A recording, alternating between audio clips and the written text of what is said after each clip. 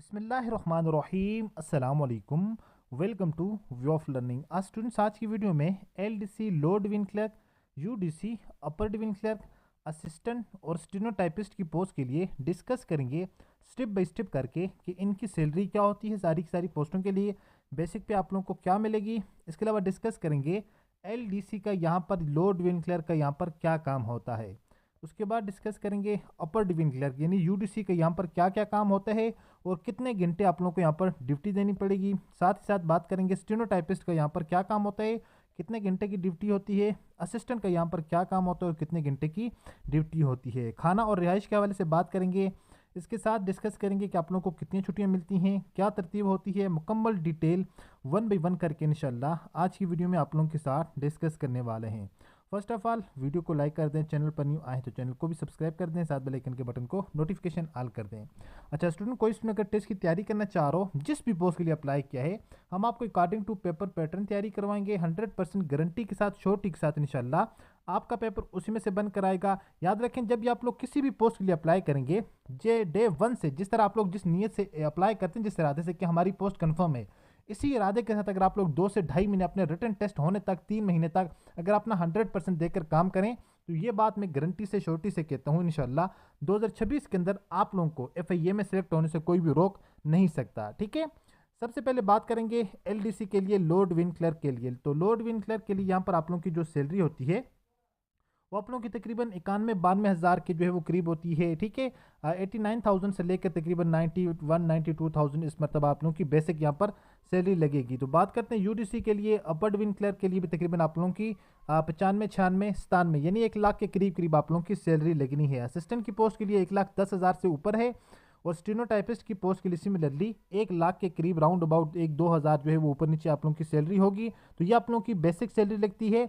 याद रखें ये जो आप लोगों की यहाँ पर सैलरी लगती है, इस सैलरी के अंदर आप लोगों के सारे अलाउंसेस शामिल होते हैं। ठीक है, रिहाइश अलाउंस भी होता है, खाने पीने के अलाउंस भी होते हैं। ठीक है, सारी की सारी इसी के अंदर होते हैं।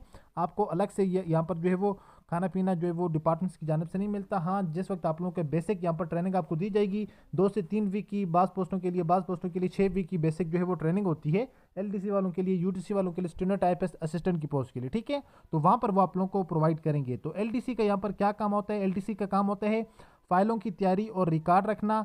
उसके अलावा लेटर जो है वो उसको टाइप करना, डाक जो है वो उनको मेल जो है उसको वसूल करना और भेजना, इसका एलडीसी का काम होता है। डेटा सारे के सारे एंट्री करना, ये भी एलडीसी का काम होता है।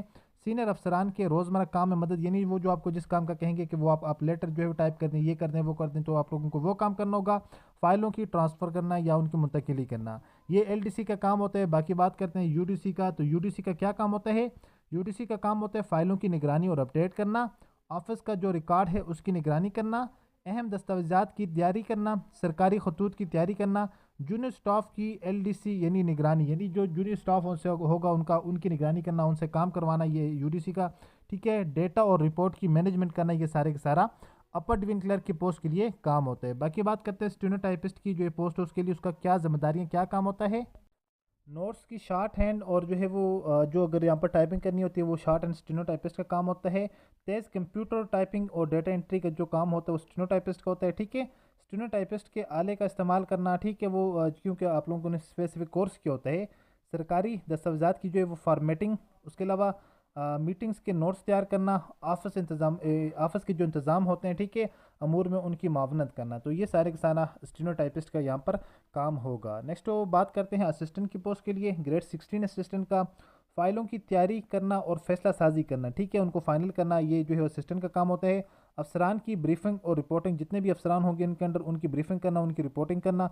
मुख्तलिफ सेक्शन के जो काम होते हैं उनकी कोऑर्डिनेशंस करना, ठीक है, पॉलिसी और इंतज़ामी अमूर पर काम करना, अहम रिपोर्ट्स और समरी की तैयारी करना, ऑफिस मैनेजमेंट और कारकर्दगी के जो बाकी के सारे के सारे काम होते हैं उसकी निगरानी करना, यहाँ पर ये असिस्टेंट का काम होता है। बाकी बात करते हैं खाना और रिहाइश। खाना जिस वक्त आप लोगों को बेसिक आपकी जिस वक्त ट्रेनिंग दी जाएगी, ट्रेनिंग में बाज़ पोस्टों के लिए 3 वीक की होती है, बाज़ पोस्टों के लिए 5 to 6 वीक की जो बेसिक आप लोगों को ट्रेनिंग दी जाती है एलडीसी यूडीसी के लिए, स्टेनोटाइपिस्ट और असिस्टेंट की पोस्ट के लिए।